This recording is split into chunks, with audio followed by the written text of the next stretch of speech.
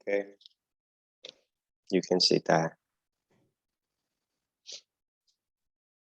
Có thầy recording là con không có chiếu full screen được hả thầy? Bình thường.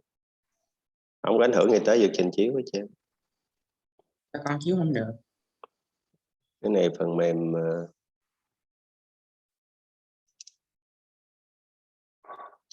nhấn F5 á.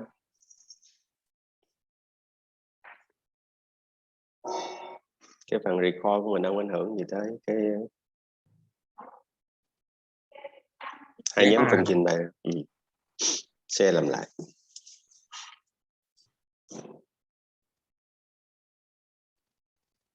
Mất tiêu cái hả?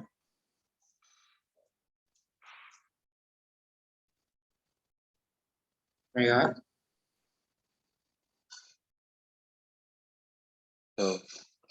Ủa, xài cái phần mềm này không phải của Microsoft phải không? Dạ không.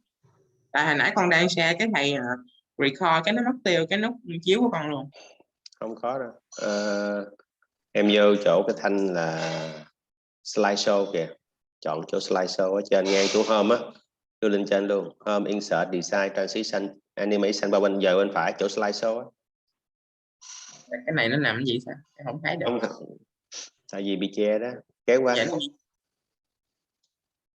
Thu nhỏ cửa sổ lại. Rồi click chỗ đó. Rồi bắt đầu ở trên from the beginning. Dạ nó bị ẩn.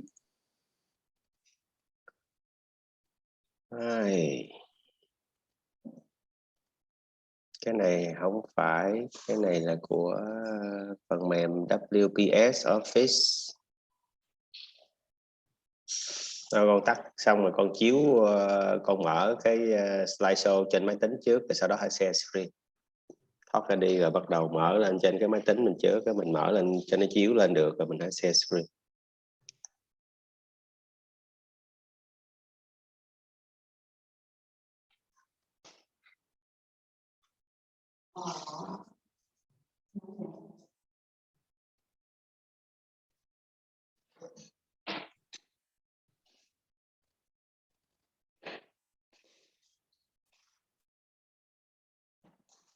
Con mở lại.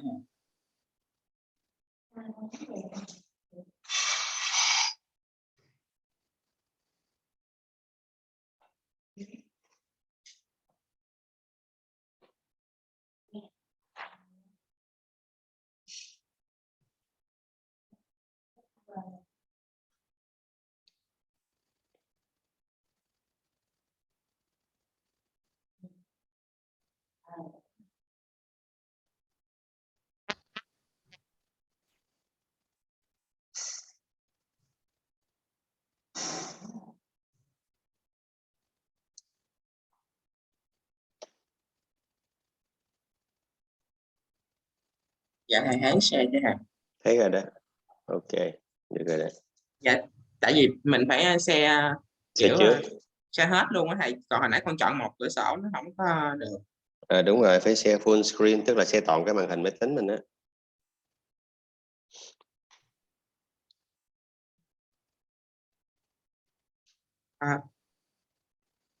Ủa nhắm, bắt đầu. Rồi, bắt đầu đi. Nếu được thì người trình bày nên mở cái webcam lên.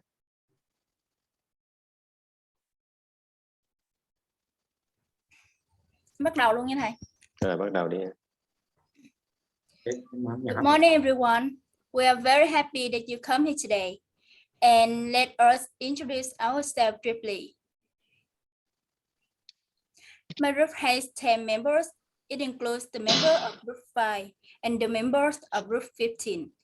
Today we are going to be talking about dimensionalizing cultures, the Hofstede model in context.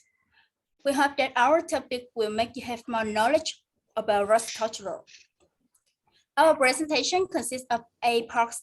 First, introduction. Second, classifying cultures. Third, empirical approaches and the Hofstede dimensions. Fourth, the Hofstede dimension in a nutshell. Fifth, other applications of the dimensional paradigm. Sixth, expanding the Hofstede dimensional model with new data. 7, dimensions of organizational cultures, and finally, dimensionality of cultures in the future.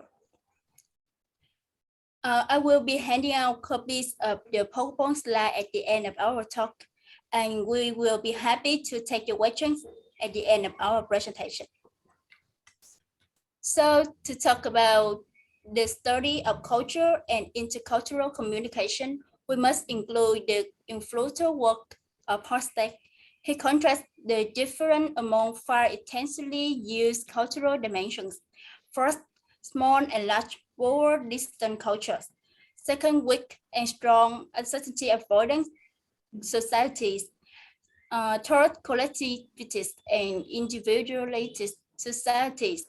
Fourth, feminist and masculine societies.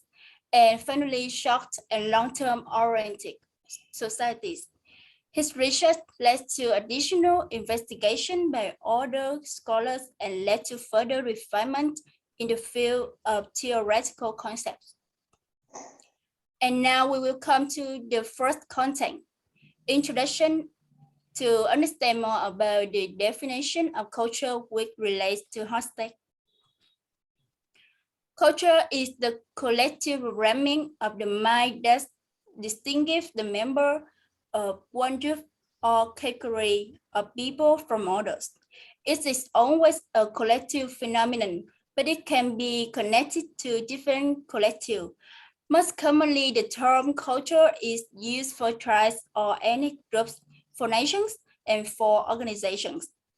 The term can also be applied to the genders, to generation, or to social classes. However, changing the level of elaboration study changes the nature of the concept of cultures. And now we will have a clip for you to understand more about this definition.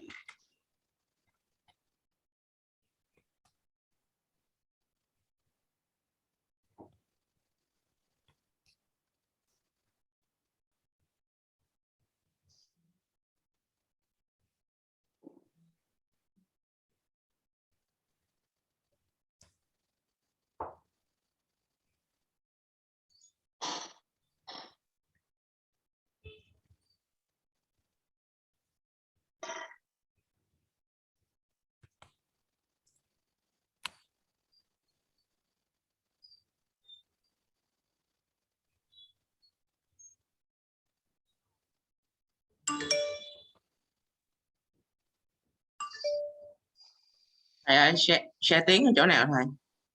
Khi mà chỗ em share đó thì khi em click vô share screen thì nó có 2 cái ô nhỏ là share sound với share video. Em bật share sao thôi phải không thầy? Share sound được. Nghe tiếng không thầy? Nghe được rồi đó.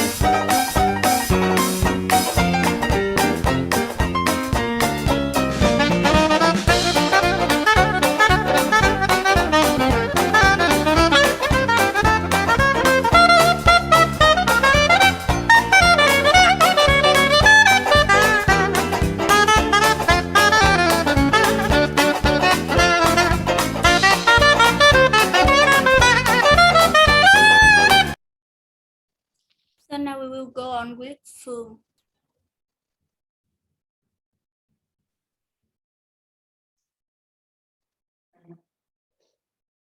Now I will continue with classifying cultural conceptual dimension.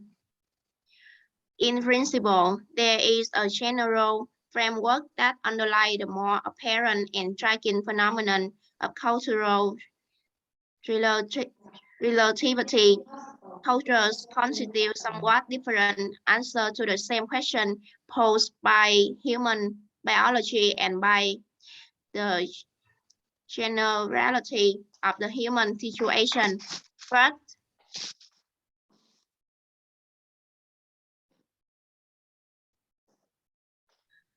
anthropologists Edward T. Hall divided according to their way of communicating high context and low context. In practice, this distinction overlaps largely with the traditional versus modern distinction. Next slide. Low context, high and low, right?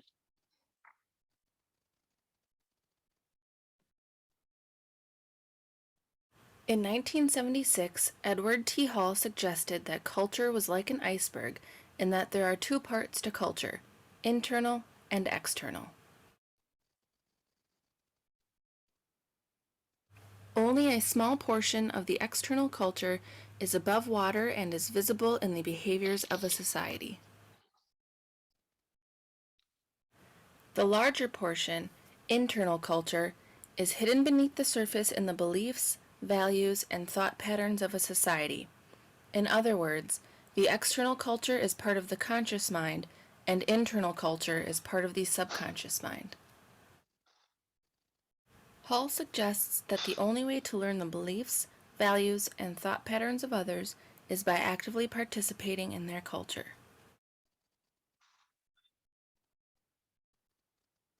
When individuals visit a new culture, only the behaviors are apparent at first, but as they spend more time interacting with others in that new culture, that which is hidden beneath the surface begins to present itself.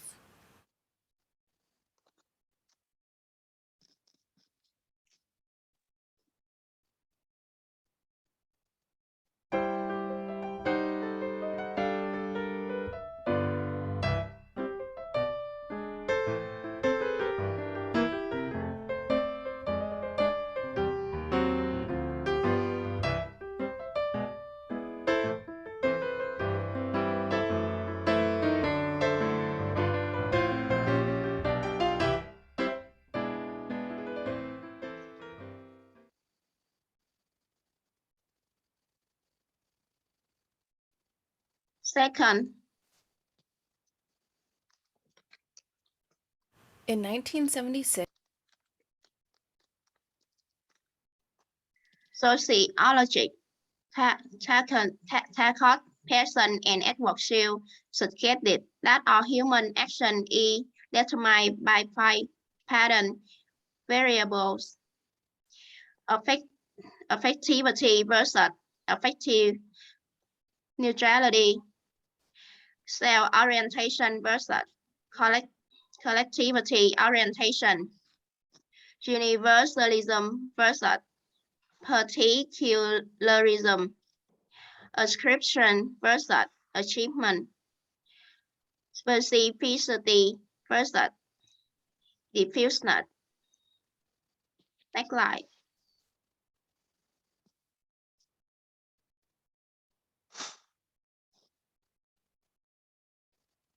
The anthropologist Mary Douglas proposed a two-dimensional ordering of way of looking at the world. Group of inclusion, the claim of group over members, creed, or classification, the degree to which interaction is subject to rules. Douglas saw this as relating to a wide variety of beliefs and social actions. Severe methodological weakness, their lack of clarity about and mixing of levels and analysis. The other limited themselves to culture at the level of nation, and they summarize all available sociological and anthropological study dealing with what was then called national character. From their survey of the literature, Inkeles and Levinson distilled 3 standard analytic issues and meet these criteria: relation to authority, conception of self, including the individual, concept of masculinity and femininity, primary dilemma or conflict, and way of dealing with them, including the control of aggression and the expression versus inhibition of affect. Now, Jin and Nghi will continue. Now we will talk about empirical approaches and the Hofstede dimensions. About empirical approaches. In 1949, United States ecologist Raymond Settle published an application of the new statistical technique of factor analysis to the comparison of nature. In the 1970s, this author more or less by accident got access to a large survey database about values and related sentiments of people in over 50 countries around the world. Initial analysis on a personal level is confusing, but a breakthrough occurred when the focus was directed at correlation between mean scores of survey items at the level of countries. One of the weaknesses of cross-cultural analysis is the inability to distinguish the difference between analysis at the individual and ultimate level. And now, Jin will continue. As I will continue with empirical approach and the Hofstede dimensions. Therefore, basic problem area defined by Inkeles and Levinson in which IBM employed is on this society have to solve. This problem was 1, dependent on superiors. 2, the need for rule and predictability also associated with nervous stress. 3, the balance between individual roles and dependent on the company. 4, the balance between ego values like the need for money and career, and social values like cooperation and a good living environments. The former was more frequently chosen by men, the latter by women, but there were also country differences. Okay, next slide.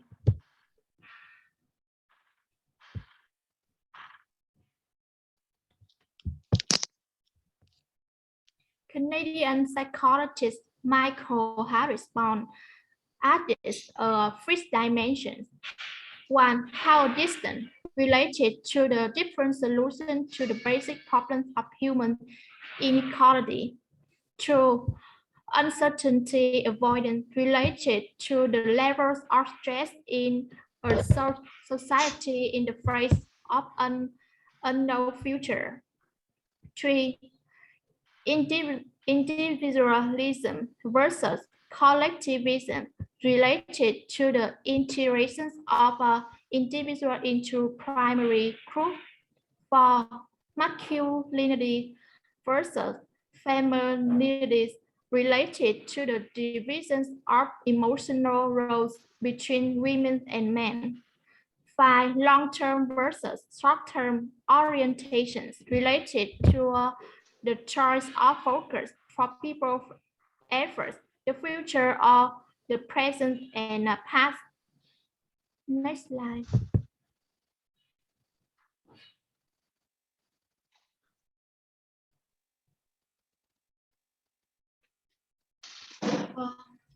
Each country could be persistent relative to other countries through a score on each dimension. In correlating the dimension with other data, the influence of national should always be taken into account. Two of the dimensions, individualism and small power distance, are significantly correlated with wealth. This means that all well-related phenomena tends also to correlate with these dimensions. The empirically used in over 30 countries and significant correlate was found between country norms on the personality dimensions and cultural dimensions core. For example, 59% of country differences on neuroticism can be explained by a combination of uncertainty avoidance and masculinity, and 39% of country differences on extravagance by individualism alone.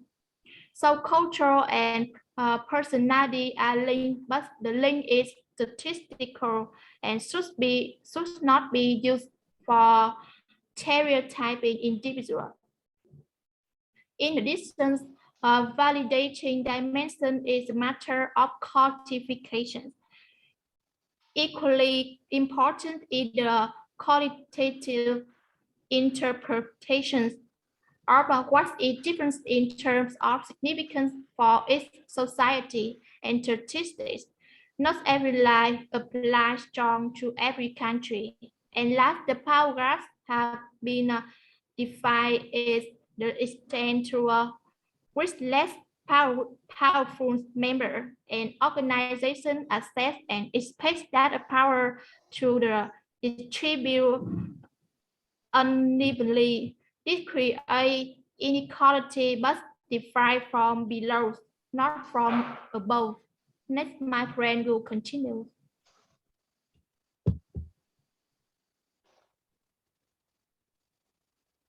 Yes, I will continue with the hostage dimensions in a nutshell. First of all, I will talk about power distance. Power distance has been defined as the extent to which the least powerful members of organizations and institutions like family accept and expect the power is distributed unequal. This represents inequality more broadly, but the room below, not room above. It suggests that a society's level of inequality is endorsed by the followers and much by the leaders. Power and inequality are extremely fundamental parts of any society. All societies are unequal, but some are more unequal than others. Power distance in the strong were higher of East Europeans, Latin, Asian, and African countries, and lower for Germanic and English-speaking Western countries. There are 10 differences between small and large power distance society. First of all, I will talk about 10 features of small power distance society. It includes your power should be legitimate and is subject to real of good and evil.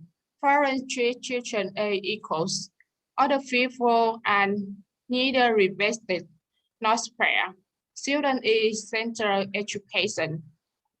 Hierarchy means inequality of roles established for convenience.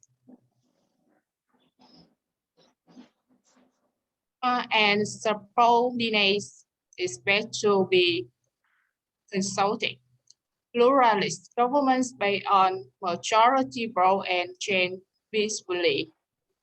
Corruption, rare scandals, and political careers. Income distribution in society rather even. And religion, stressing equality of behaviors. Next, I will continue with the lab flower distance society in laws. Flower is a basis part of society, answer dating good or evil. Is legitimacy in rare relevant. Foreign institution obedience. All the people are well respected and fair. Teacher is central education. Hierarchy means essential is equality. Subordinates expect to be told what to do. Autocratic governments based on cooptation and chance by revolution. Corruption scandals are covered. Income distribution in society very uneven. Religions with a hierarchy of risk. Now, I invite you to watch a video about far distance. Power distance. Do you feel more comfortable working in a strong hierarchy, or do you prefer a sense of equality with all of your colleagues? This sensibility is called power distance, and it concerns the degree to which power is distributed and expected in an organization or other culture. How does an individual or group perceive and respond to inequalities amongst people? In a high power distance culture, like the military or a large law firm or a country like Russia, a strong vertical hierarchy is expected. Think of the relationship of a general in the military to enlisted soldiers, or a senior law partner to a mere associate, or the Pope to a parish priest. In a high power distance culture, every person has a role. In a low power distance culture, say a unionized workforce, a legal services organization, or a country like Norway, there is a strong expectation of equality in power, in decision-making, in benefits, and other work conditions. What about you? Do you prefer to give orders, or do you couch them as suggestions? Do you assume your boss, Mr. Gregory, should have a high design, fancy, large windowed office, even though you have only a small internal cubicle? Or do you envision that you and your colleagues are really more or less equal, with your supervisor, Suzanne, being only a little bit more equal and maybe only a supervisor in name? Your deep-seated assumptions about power distance will affect how you perceive and navigate relationships at work. Well, I move on uncertainty avoidance. It deals with a society's tolerance for ambiguity. It indicates to what extent a culture programs its members to feel either uncomfortable and comfortable in unstructured situations. Unstructured situations are a novel, unknown, surprising, different than usual. Uncertainty accepting cultures are more tolerant of being different from what they are used to. They try to have roles, and on the philosophical and religious level, they are relativist and allow different currents to flow side by side. People within these cultures are more phlegmatic and contemplative and not expected by their environment to express emotions. Uncertainty avoidance for a higher in East and Central European countries, in Latin countries, in Japan and in German-speaking countries, lower in English-speaking Nordic and Chinese culture countries. Now, I will continue with 10 differences between with and short uncertainty avoidance society. First of all, 10 features of with uncertainty avoidance society in law. The uncertainty inherent in life is accepted and each day is taken as it comes. Is low stress, self-control, low anxiety. higher charts on subjective health and well-being, tolerance of various persons and ideas, was different, curious, comfortable with ambiguity and chaos.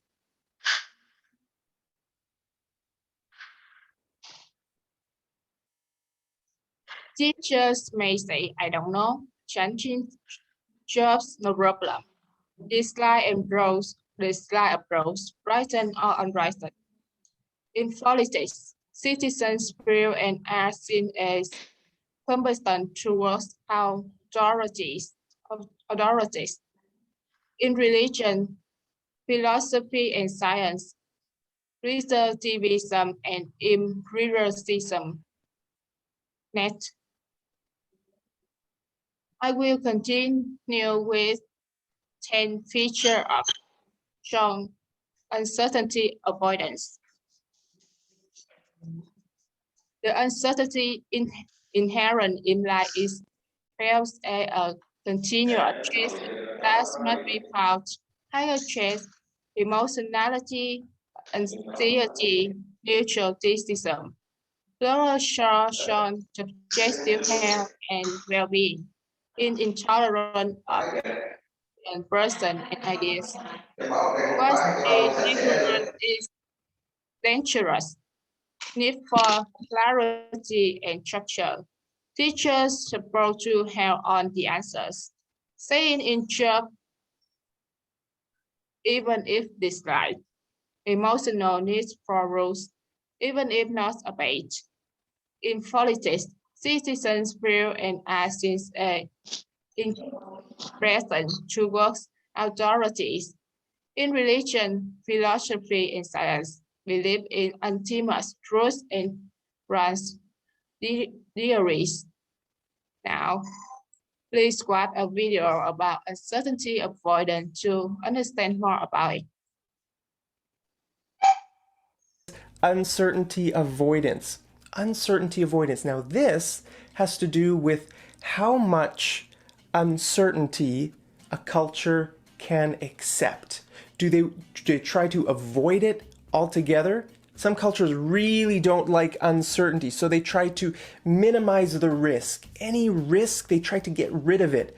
Okay, whereas other cultures are more accepting of risk.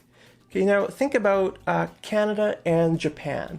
Which one do you think is more accepting of risk? I think this is a very interesting thing when it comes to immigration. I think that's why Japan doesn't allow immigration. Right? If you go to Japan, everyone is Japanese. Japan has like the lowest immigration in the world.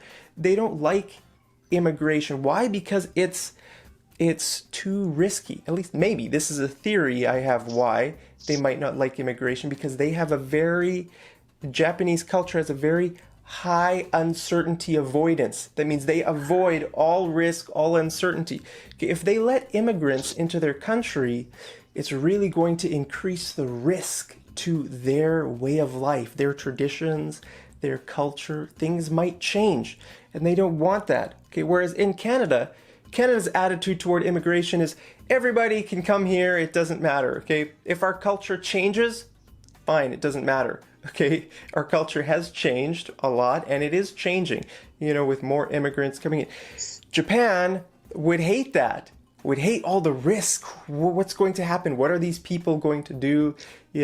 What are they going to change to our culture? Okay, so people in Japan would like to control the future, right? To minimize the risk and to make sure that the future is predictable, to control it, okay? Whereas Canada is just go with the flow. Go with the flow. That means just accept whatever happens, right? In 20 years, if Canada is completely different, fine, whatever, doesn't matter. Okay, so very different attitudes here with uncertainty avoidance. Okay, let's take a look. Canada 48, Japan 92. Wow, it's a very high score. Okay. The next point is individualism and collectivism. Individualism on the on-site process is opposite collectivism. As a societal not an individual characteristic, either degree to which people in society are integrated into groups. On the individualist side, is a culture in which the tie between individuals are loose. On the collectivist side, is a culture in which people members on works are integrated into strong, cohesive in groups, often extended families with uncles, aunts, and grandfathers that continue protesting them in exchange for unquestioning loyalty. Individualism prevails in developed and Western countries, while collectivism prevails in less developed and Eastern countries. Shaban takes a middle position on this dimension. Next, there are 10 differences between collectivist and individualist societies. First of all, I will talk about 10 features of individualism. It includes everyone is supposed to take care of him or herself and his or her immediate family only. I is consciousness, rights of privacy, speaking on one's mind is healthy. Others classify as individuals.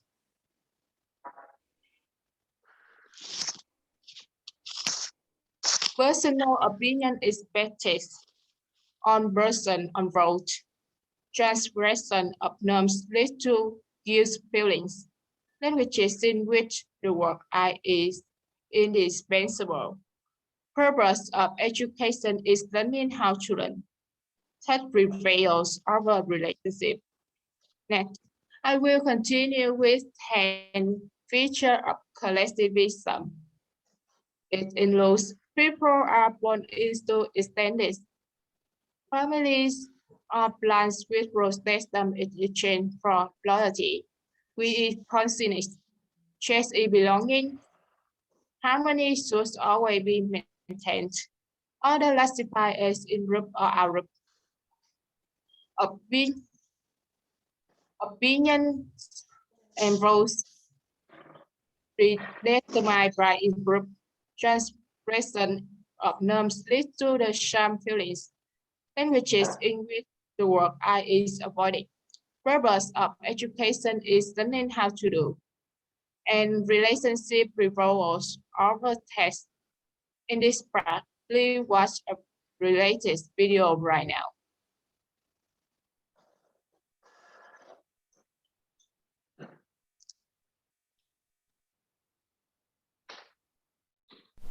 Individualism or collectivism? Do you define yourself as an I or a we? In considering cultural dimensions or attributes, individualism, the I, is a preference for independence and self-reliance. As an individual, you are expected to take care of yourself and your immediate family, but you have no obligations to a larger community. Cultures which focus on individualism celebrate the accomplishments of a person rather than a group. For example, does your employer single out an employee of the month? Employees from that background, the I background, might more naturally seek to advance their own interests within the job rather than that of the entire organization. Australia, the US, the UK are all individualist cultures emphasizing the obligations of the individual's human rights, the individual's personal responsibilities. Are you familiar with the saying, the squeaky wheel gets the grease? This comes from cultures focusing on that individual. By contrast, other cultures on the other end of the spectrum, such as China or Pakistan or Venezuela or Ghana, the group is of paramount importance. This is collectivism. An individual is expected to be loyal to that group and not advance his or her own personal interests at the expense of the group. To operate outside the interests of the group is considered downright shameful both to the individual and that group, whether family or work-based. In fact, in Japan, a collectivist culture, unlike the squeaky wheel, the nail that sticks up will be hammered down. In a workplace favoring collectivism, relationships at work are considered to be family-like. The employer offers protection in exchange for loyalty. An employee with poor skills would not be dismissed, but probably move to another position. On the other end of the spectrum, employers and employees favoring individualism see the work relationship strictly as business.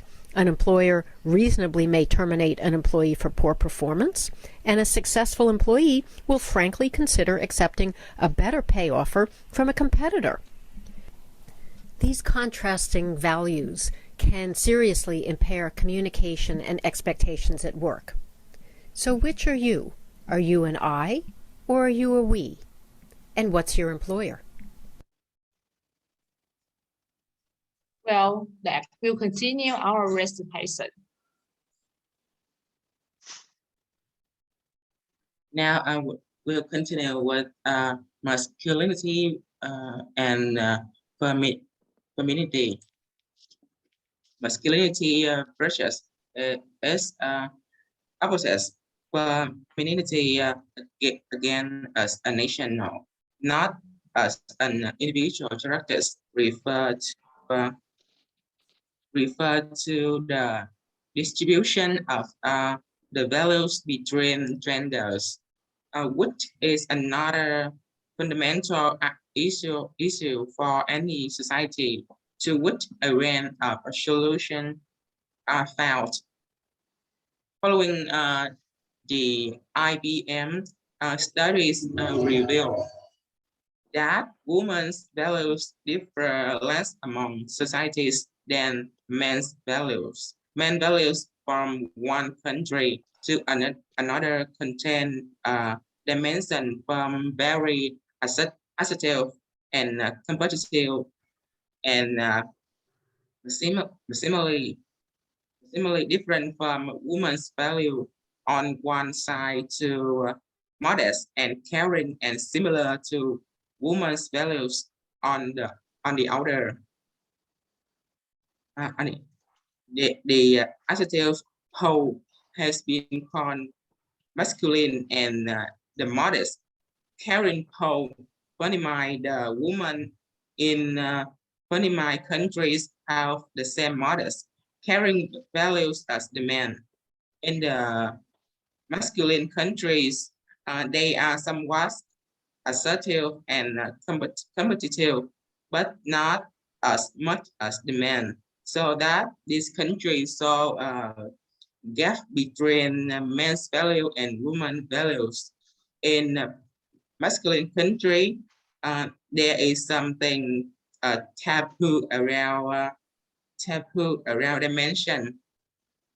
Taboos are based on deeply rooted values. This taboo shows that the mass of dimension in some societies, churches, places, and often unconscious values too painful to be explicitly discussed. In fact, the taboo validates the importance of the dimension. On the table 1.4 list a selection of different between societies that validation research show to be associated with this dimension.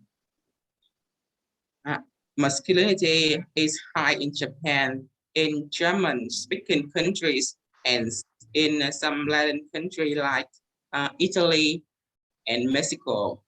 It is moderately high in English-speaking Western countries.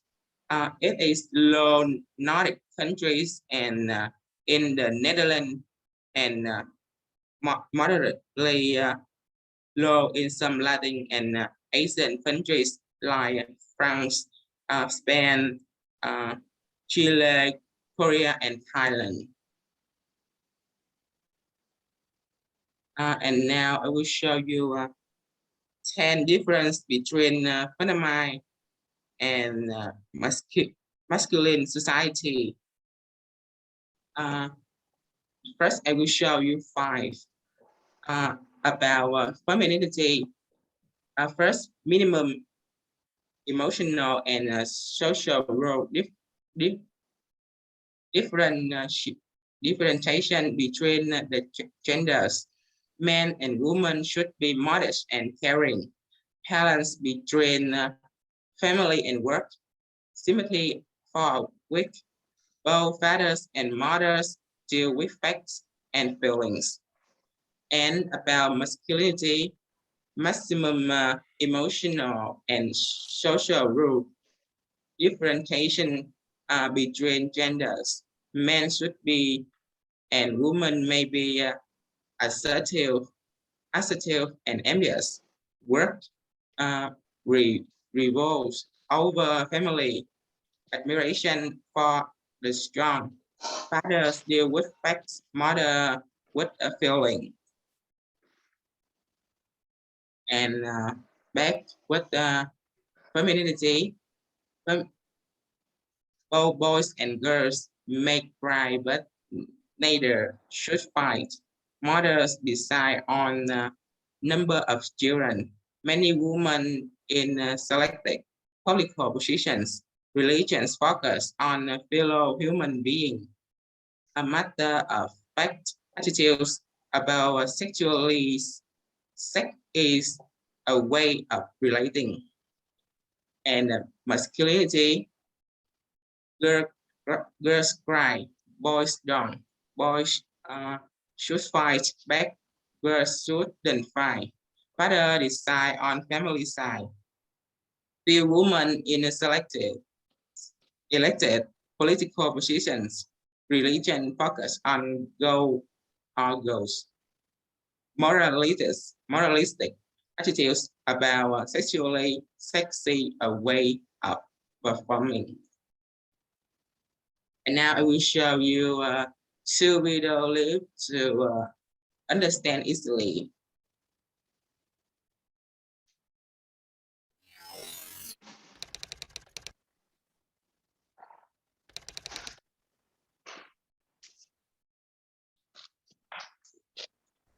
Masculine and feminine should not be confused with man and woman. Traditionally, masculine and feminine traits can be found across both sexes.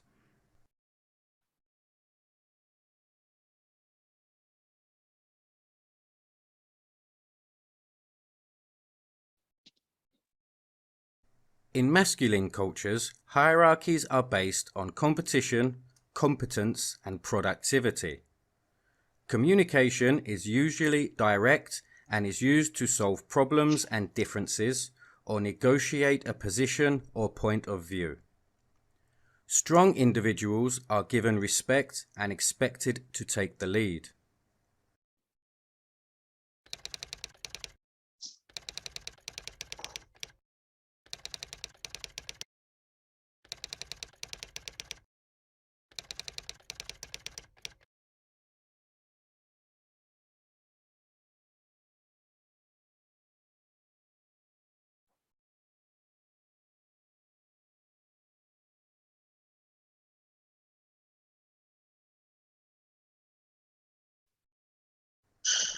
In feminine cultures, the focus is on compromise and cooperation. Communication is less direct and more inclusive.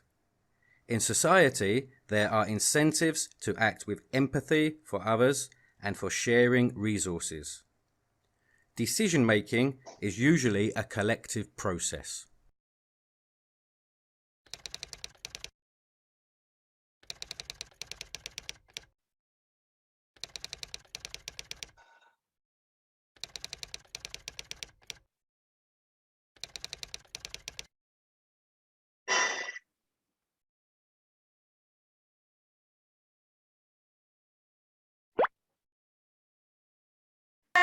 Today, we are going to talk about Hofstede's theory on masculinity and femininity. Specifically in marriage. First, let's look at the definitions. Masculinity personality defined as a preference in society for achievement, heroism, assertiveness, and material rewards for success. You, come here. I feel thirsty lah. Can you make me a drink? A cold one ah? Oh, okay. Oh, but I have to hang the laundry first. No. You should make my drink first. You know what? God says you have to do what I say. Oh. And are you just doing the laundry now? Why are you doing it so late? I'm sorry. I had a pretty bad morning sickness. Never mind. Now, you should go and make my drink first and then you continue your work. You know what? I'm so tired working all day putting foods on the table. Okay, honey. Whereas femininity is defined as a preference for cooperation, modesty, caring for the weak, and quality of life. Honey bunny macaroni. Honey bun sugar plum, yumpy. What are you doing carrying that heavy basket? Come. Give it to me. It's okay. I can still do it. I'm a strong woman, you know. No. You are pregnant. You should be resting. From now on, let me do the laundry. Are you thirsty? No. Let me get you some drink. No. You're tired from your work. You work too. And pregnant. Don't worry. I can do the laundry. You know what? In our religion, we need to always think of our loved ones.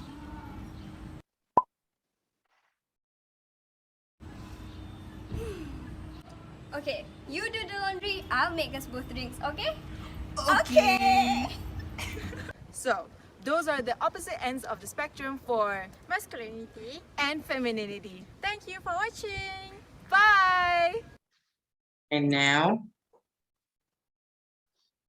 I will continue our presentation with the last part of my work with long-term and short-term orientation. Long-term versus short-term orientation. The fifth mentioned were found in the study among students in 23 countries around the world.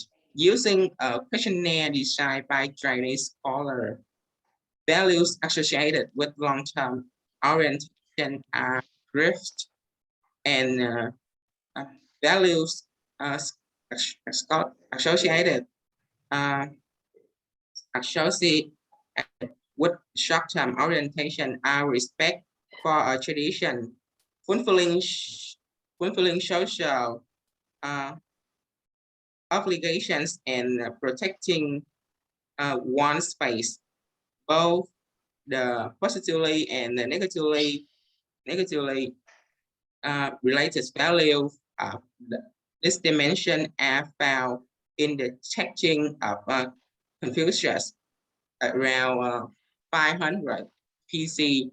So it is not correct to equal long-term orientation with Confucianism. It represents focus on future-oriented maxims of Confucianism at expense of the past-oriented. Also, the dimension applies equal well to countries without the Confucian heritage.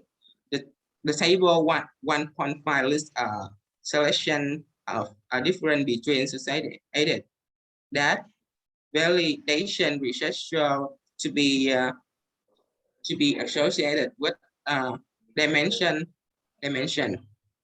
Long-term orientation as Asian countries, in particular Chinese, Hong Kong, Taiwan, Japan, and South Korea, but to a lesser extent, also India and Brazil. Medium-term orientation is found in the most analyzing survey-based values data at the national level and qualifying difference between national cultures and positions on this dimension. Unlike other barbarism, it made and the question shift to contain and a number of dimensions. And I will show you short-term orientation with a long-term orientation. Short-term orientation most of important events in life occur in the past or take place now. Immediate need gratification is better. There are universal guidelines about what is good and evil. Traditions are just croissants. A family life guide by imperative. And about long-term orientation, most important events in life would occur in the future. Gratification differ until later. What is good and evil depends upon the present tense. Tradition adaptable to change present tense. Family life guide and share tasks. And back with the short-term orientation. What one thinks and says should be true. Children should learn tolerance and respect, social spending and consumption, and structural problem solving. In business, stress are short-term purpose. And long-term orientation, what one does should be purchased. Children should learn to be thrifty, saving, investing, structure, mathematical problem solving. In business, set on future market position. And this as on our group.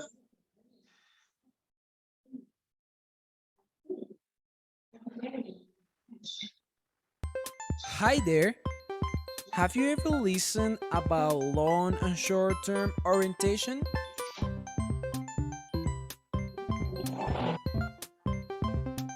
These are cultural dimensions that help us understanding other cultures by examining their behavior in a long or short period of time.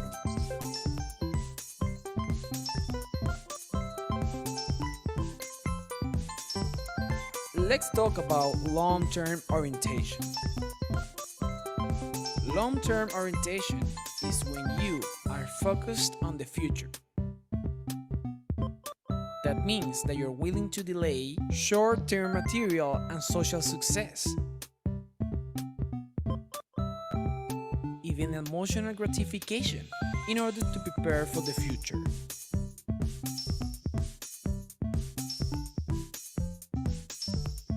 Let's see an example. Hi, I'm Brittany. I'm from Canada and I'm 24 years old.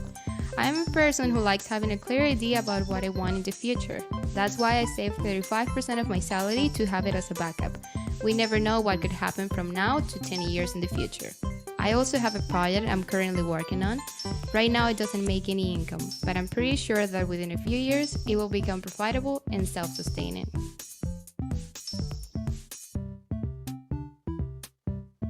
Thanks, Brittany. We are pretty sure your project will succeed.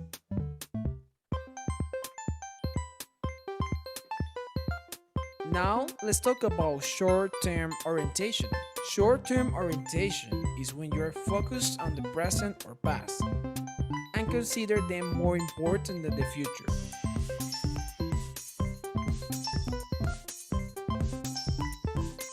If you have a short-term orientation, you value the current social hierarchy and fulfillment of social obligations.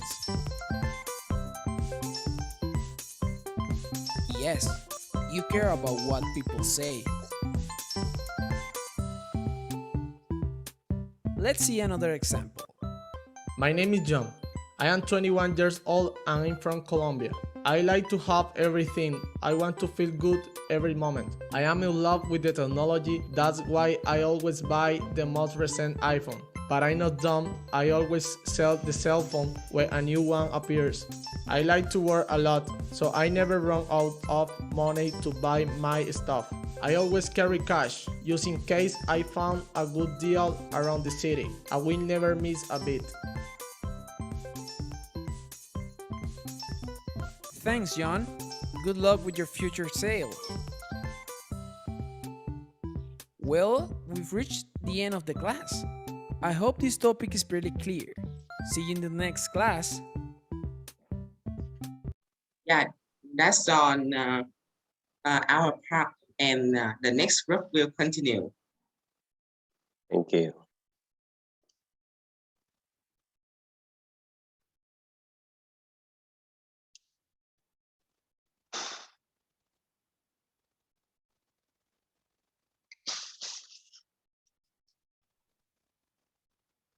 Yes, it's our turn to talk about the next part, other application for the dimensional parallelism. First, I will talk about the dimension of individualism and collectivism. And now I will give you the video clip about that.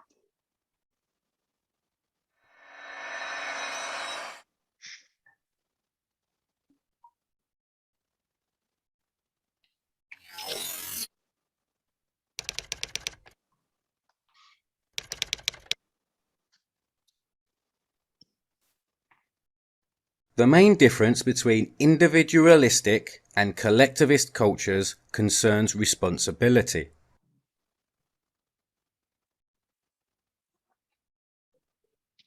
In individualistic cultures, people are responsible for themselves. People are free to pursue their own lives with as little interference as possible from outside. Individual rights and equality in the law, along with privacy, are essential features of these kinds of cultures. Every single individual is sovereign to themselves, and they are only obstructed when they interfere with the sovereignty of others.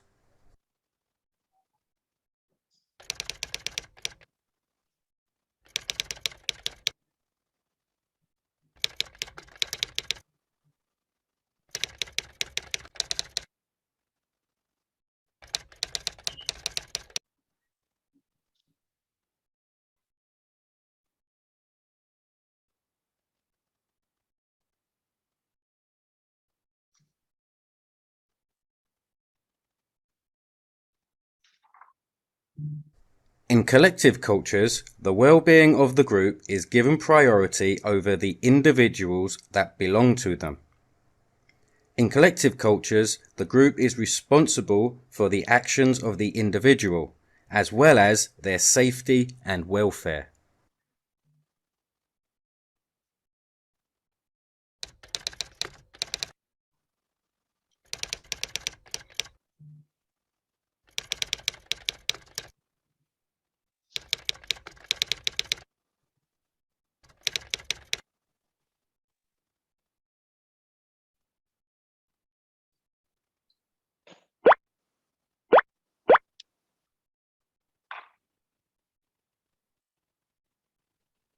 Yes, that's all for the video clip. And now I will give you more information about the dimension of individualism and collectivism. First, promoting individualism in the other cultural groups contribute to their economic development. Next, wealth and little individualism. It should be considered several aspects of personality, and some people found a different ranking of countries from positive. Next slide.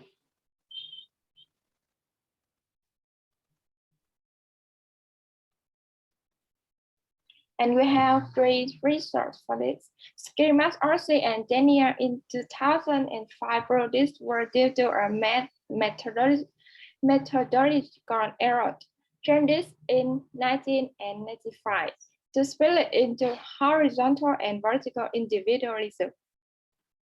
The term masculinity and femininity have also been used for describing value at the individual level, and they should be treated as a separate aspect.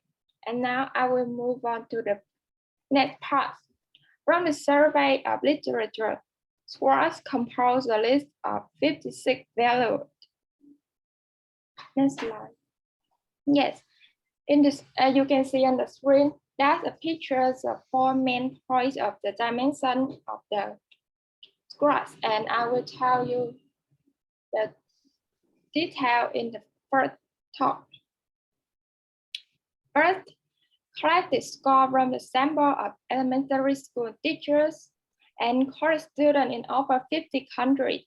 Responded score of the important is value as a guiding principle in life, different classification and different level.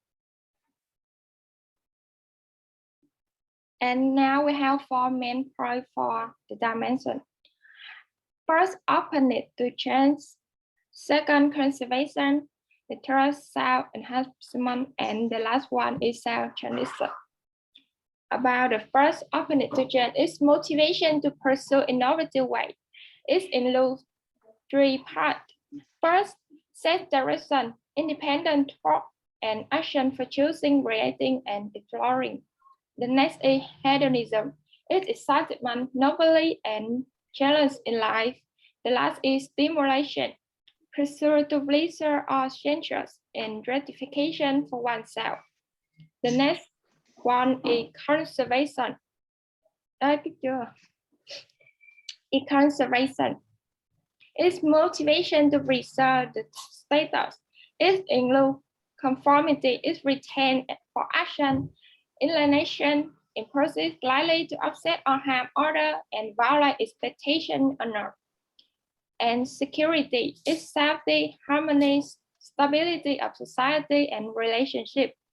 The last is tradition, is respect, acceptance for the custom and idea for one culture or religion provide. The third is self-enhancement, is motivation by self-interest.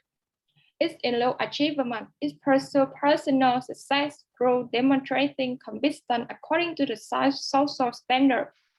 And power is social status and investigate control dominant over people and resources. The last is hedonism, is value category share with the opponent to change. And the last one for the 4 main point dimension is the self-transition. Its motivation to promote welfare of order and nature is include 2 parts.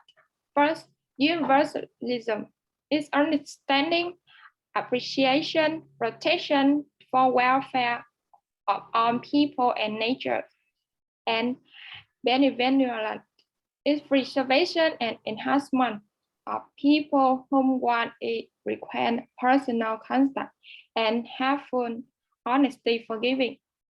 And the last point is, it was significantly to correlate with the IBM score, individualism, masculinity, and uncertainty avoidance. And now I will move on to the second point.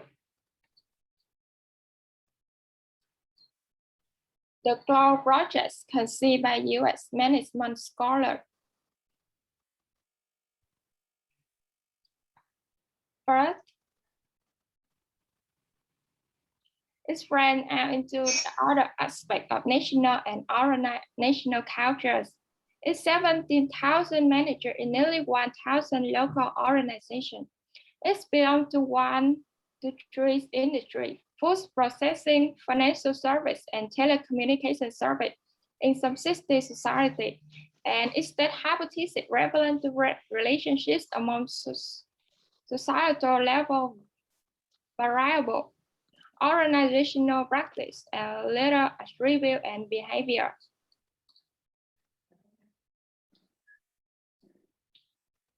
GLOW expanded 9 dimensions. The label power distance, uncertainty avoidance, institutional collectivism, in group collectivism, assertiveness, gender egalitarianism, for orientation, human orientation, and performance orientation. Glow until 992 equal 18. Culture score for each country, 9 dimension HE and 9 dimension should be. 3 more metafactors were significantly correlated. The hostility and certainly avoidance, individualism, and long-term orientation dimension. And now my friend will continue our presentation.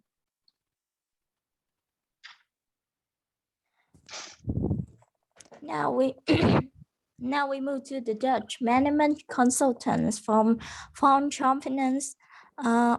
Championers in 1993. He distinguished 7 conceptual dimensions. And first, I want you to watch a video.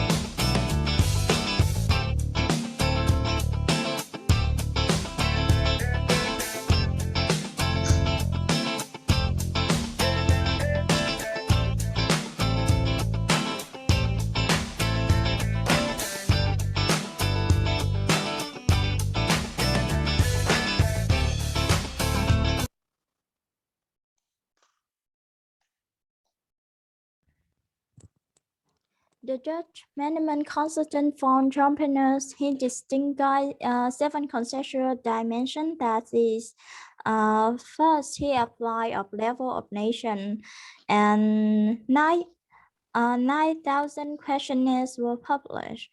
And the result is only 2 interpretable factors emerge: hostility, individualism, and power distance.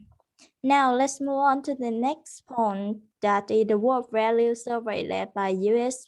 political scientist Ronald Inlinger, one large international survey effort that developed independently from the research of the cultures.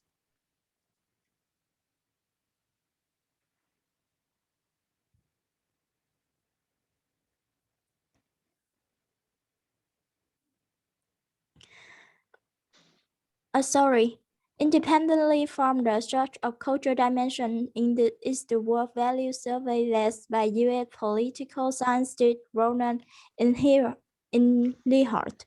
A study of value via topic a public opinion survey that started in early 1980s is the European Value Survey.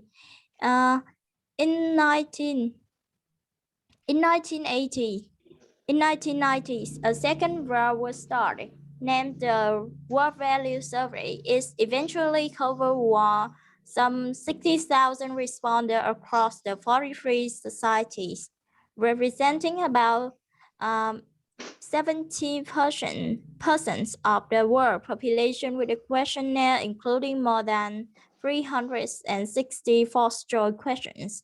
Area covered were ecology, economy, education, emotion, family, and so on.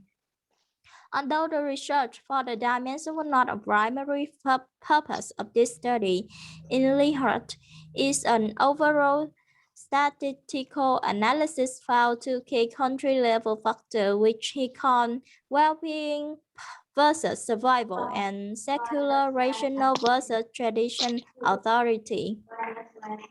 They are again significantly correlated with custody dimension. Well-being versus survival correlated with combination of individualism and masculinity. Secular rational versus traditional authority negatively with power distance. Now my friend will move on to the next point.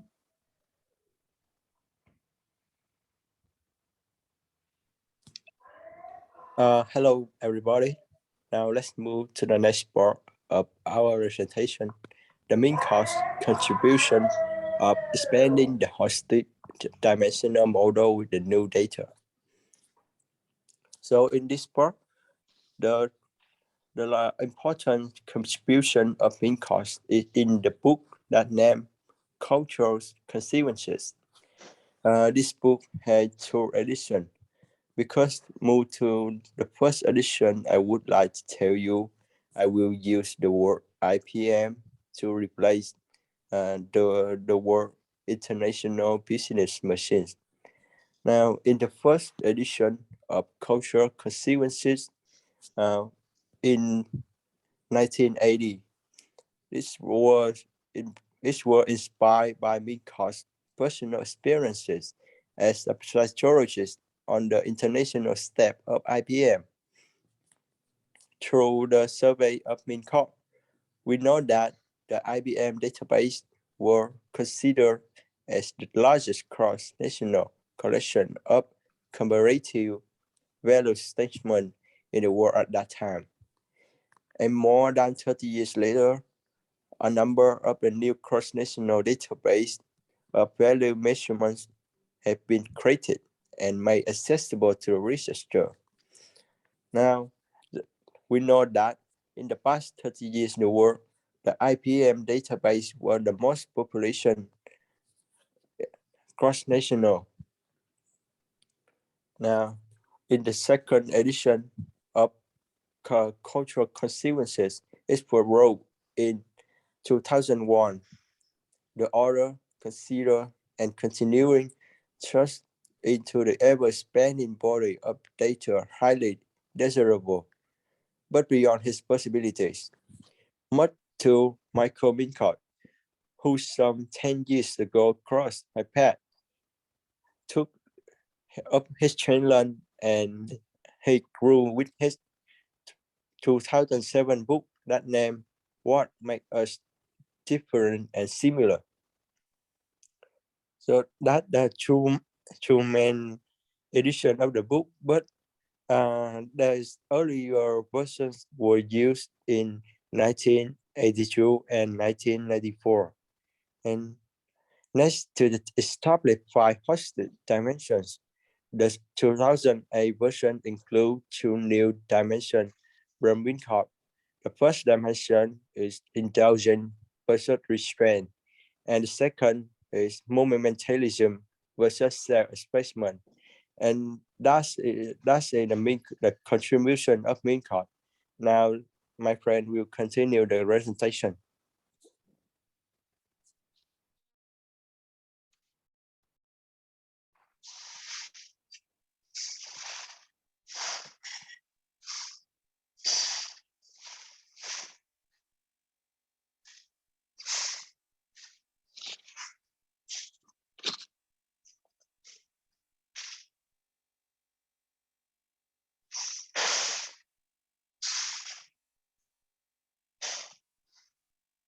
So who talk? Thuận, turn on your mic.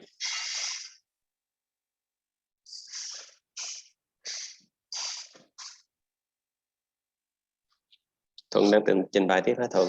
Bật mic lên Thuận ơi. Dạ không phải thầy ơi, tới bạn Diệp mà như mic của bạn bị hư á thầy, đợi tôi em chỉnh lại xíu nha thầy ơi. Ok.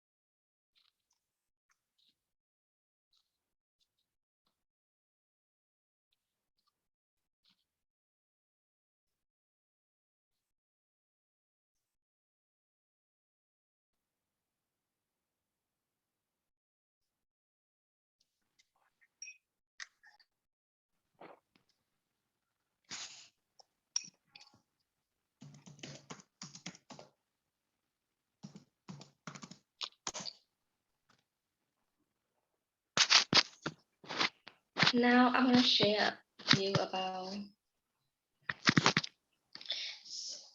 the dimension of organizational culture, which Horsted is divided into 6 independent dimensions, and each account for different style of organizational culture.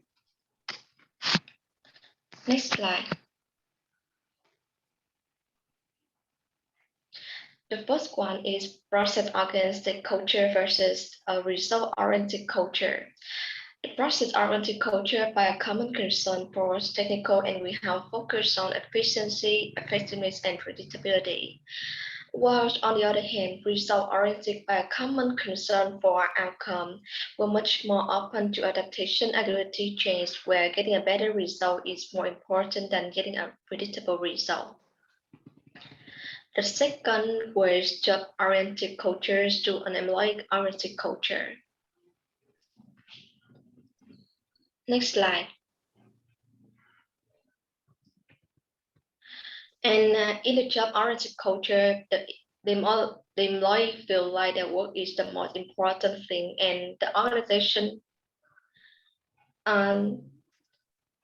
only exists to employ them to do their job. Whereas in an employee-oriented organizational culture, the employee feel that the organization really does care for them. That the employee valuable resources and an access to the organization in many ways. This dimension is very similar. Next slide. The third dimension is from the professional cultures to parochial. In a professional culture, people tend to behave differently at work to the way they behave in other aspects of their life. They go to work and they behave in a form of more structural ways, perhaps. In a parochial culture, people come to work as themselves. The way you see them as work is very closely representative of the way you should see them in any other situation. And as a result, parochial cultures tend to be more informal, whereas the professional culture tend to have a high degree of formality. The fourth dimension from open system to closed system. And this is about how welcoming an organization is to new members.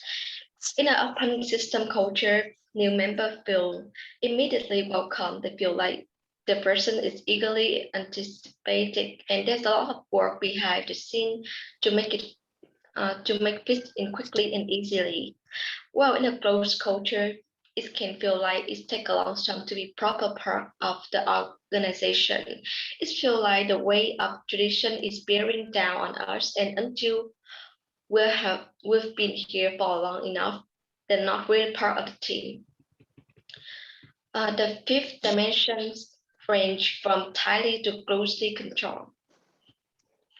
In a closely controlled culture, people have a lot of freedom and flexibility around things like dress code, timekeeping, administration, the non-core aspect of what we do at work. Well, in a tightly controlled culture, there's a lot of rules to follow, and people are expected to do things as they are expected to do them. This expectation reflects on things like behavior, discipline, work performance, and even procedure. The final dimension is normative to pragmatic organizational culture. In a normative culture, people are expected to follow very rigid policies, procedure, practices, processes, strict rules and regulation govern everything, and people do not have the flexibility to adapt what they do and how they do it according to their own judgment. Whereas in a pragmatic organizational culture, the opposite is true. What matters is the result you get, and within a certain framework of rules, the regulation. How you achieve that is up to you. Now, Nhã will continue.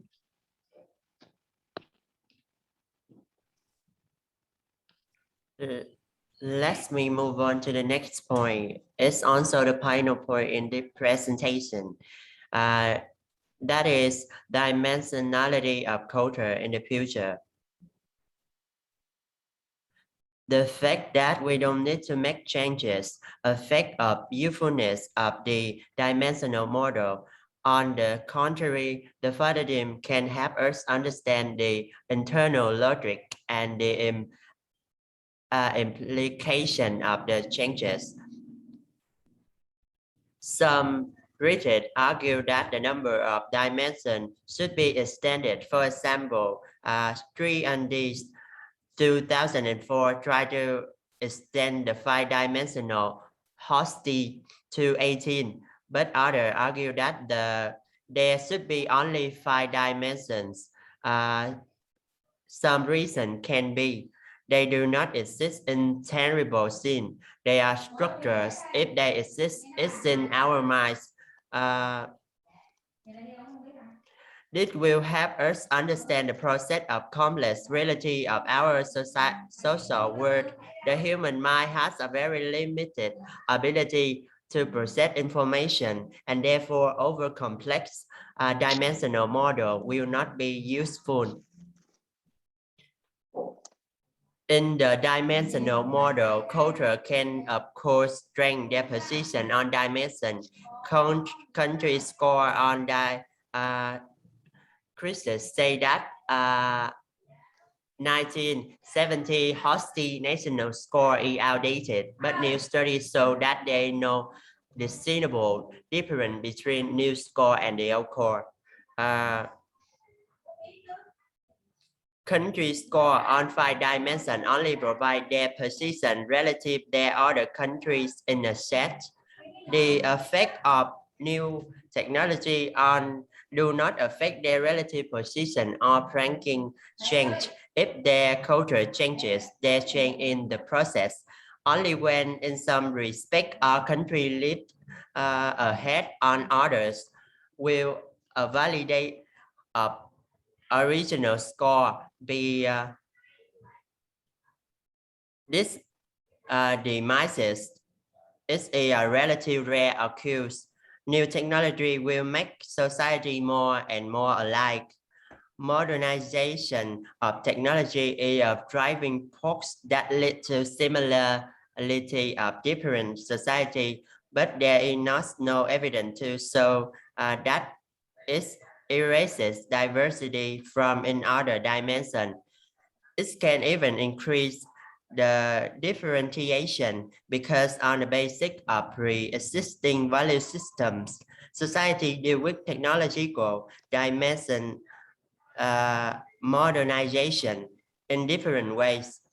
Cultural strength can invalidate the country dimensional index ranking if their strength is basic enough, or even the dimensional model relevance should require a much longer period of time. For example, 15 to 100 years or extreme antenna event. So my friend will give you the summary of our proofs.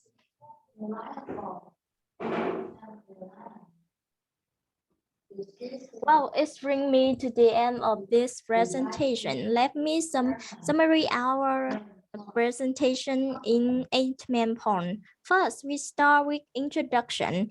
Second, classifying cultures, the empirical approach, and the holistic dimension were the next. 4, we talk about the holistic dimension in a nutshell. Then the other application of the dimension paradigms has been discussed. 6, expanding the holistic dimensional model with new data mean contribution. 7, we tell you the dimension of organizational cultures, and the final is that dimension of cultures in the future. In general, holistic dimension of the culture refer to a framework that classify as a society cultures. In my opinion, it's a more impressive after studying this topic. It's beyond the answer to 4 questions that what's considered the ideal male and the ideal female. How does one show respect? How does people show appreciation for other work or accomplishment? And what's it considered beautiful or attractive? In addition, it shows us how to communicate with other different cultures. Holistic show the cultural aspect that has find the connection with others. And it may be useful to deal with culture shock. If you find interesting in our slide, it's beyond presentation template by Slide Carnival. And thank you very much for your attention. If you have any questions, please feel free to ask me. Thank you very much again, and happy Halloween. Thank you very much. Yeah, your PowerPoint remind me about that. Halloween will be this week on Monday, right? Too fast. Halloween again on Sunday, right? But what a pity if because we cannot celebrate Halloween together.